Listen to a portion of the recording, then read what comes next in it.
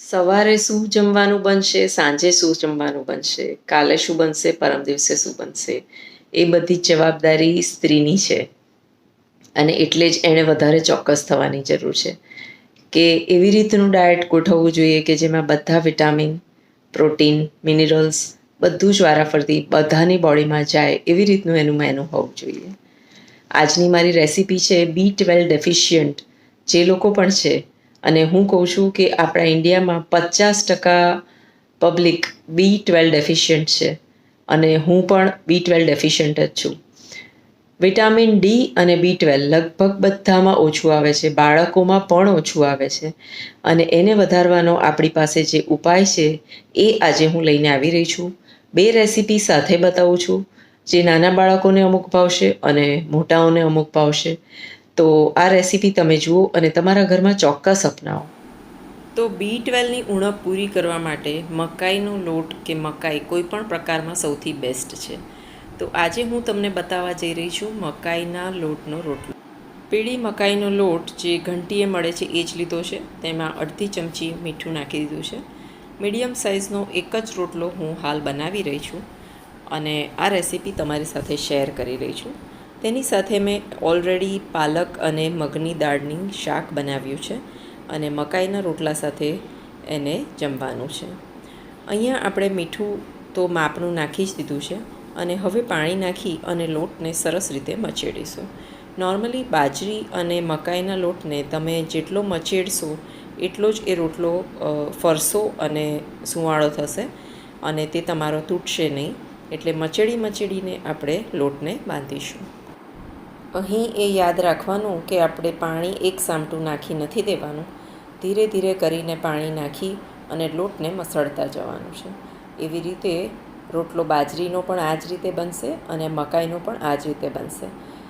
બહેનોને એક પ્રોબ્લેમ હોય છે કે મકાઈનો રોટલો તૂટી જતો હોય છે.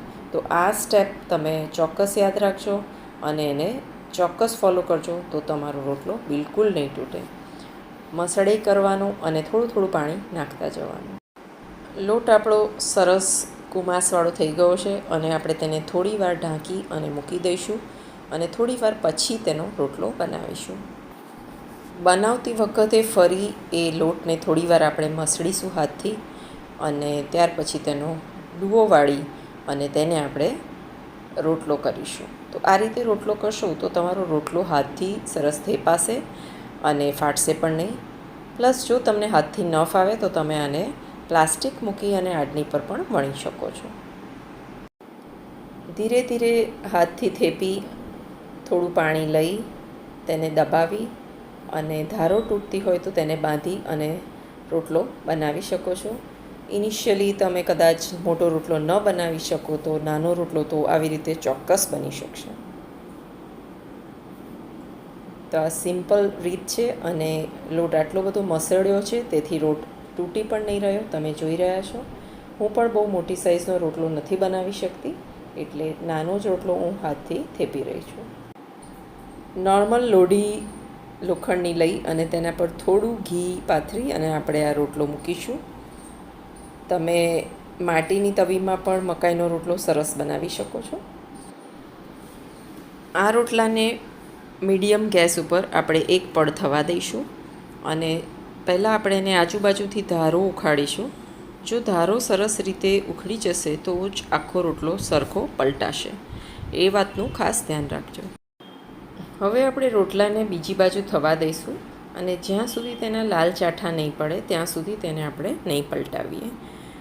આ રોટલો જેટલો ડેલિકેટ છે એટલો ખાવામાં હલકો પણ છે અને સુપાચ્ય પણ છે. પ્લસ B12ની કમી જે આખા દેશમાં પ્રસરી રહી છે જેને વેજીટેરિયન લોકોને પૂરી પાડવા માટે મકાઈનો એક શ્રેષ્ઠ રસ્તો છે. જે તમે મકાઈનો રોટલો, આ મકાઈના ઢોકળા અથવા જે લીલી મકાઈ વરસાદમાં આવે અને આપણે એની વેરાયટી બનાવતા હોઈએ છીએ એ બધી જ ખૂબ ખૂબ ખૂબ જરૂરી છે. મીડિયમ ટુ હાઈ ગેસ ઉપર આપણે રોટલો આવી રીતે ગોળ ગોળ ફેરવી રહ્યા છે. પ્લસ આપણે તેને તવી પરથી ઉતારી અને ડાયરેક્ટ ગેસ પર પણ શેકીશું.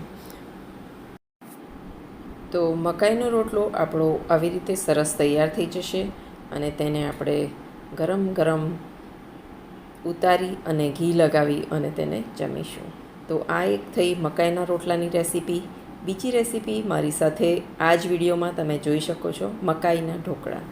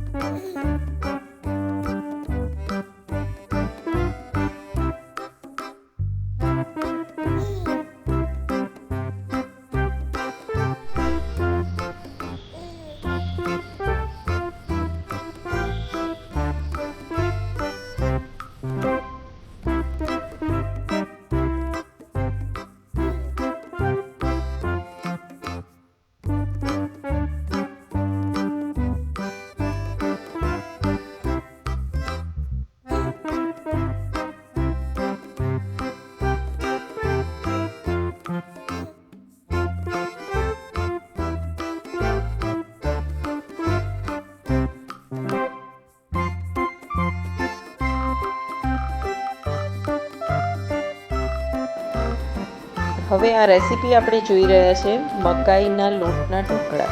જે લોકો રોટલા નથી ખાતા એને પણ તમારે B12ની કમીની પૂરી કરવી હોય તો તમે કેવી રીતે કરી શકો.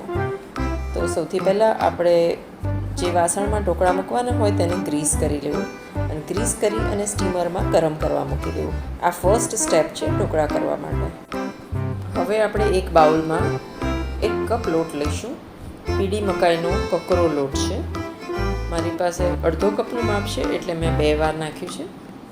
એટલે 1 કપ તમે પીળી મકાઈનો લોટ લેશો. હવે તેમાં આપણે અડધો કપ દહીં નાખીશું. દહીં ખાટું હશે તો ખાટ મીઠા ઢોકળા થશે અને મોડું હશે તો પણ ચાલશે. હવે આમાં આપણે 1 સ્કૂપ ઓઇલ એડ કરીશું, તેથી ઢોકળા થોડા લીસા થશે. હવે આની અંદર આપણે ઝીણું કાપી અને લીલું મરચું એડ કરી દઈશું. એકદમ બારીક કાપીશું અથવા તમે ક્રશ કરેલું મરચું પણ નાખી શકો છો. હવે આમાં આપણે અડધી ચમચી મીઠું નાખી દઈશું. હવે આનું બેટર બનાવવા માટે આપણે તેમાં સ્ટાર્ટિંગમાં 1/2 કપ પાણી નાખીશું અને જેમ જરૂર પડતી જશે તેમ બીજું પાણી ઉમેરીશું. બેટર આપણે ઢોકળાનું જેવું બનાવતા હોય એવું બનાવીશું. ફરીથી આપણે 1/2 કપથી થોડું ઓછું પાણી એડ કરીશું અને બેટર બનાવીશું. ધીરે ધીરે પાણી એડ કરીશું એટલે પાણીની જરૂરિયાતનો આઈડિયા આવશે.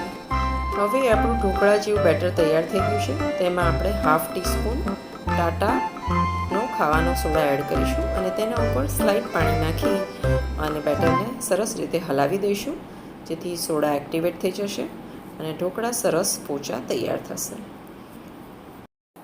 આ બાજુ આપણો ગ્રીસ કરેલો ડબ્બો પ્રીહીટ થઈ ગયો છે અને તેમાં આપણે આપણું બેટર એડ કરી દઈશું અને આ ઢોકળિયાના કુકરને આપણે લગભગ 12 થી 15 મિનિટ માટે ઢાંકીને મકાઈના ઢોકળાને ચડવા દઈશું.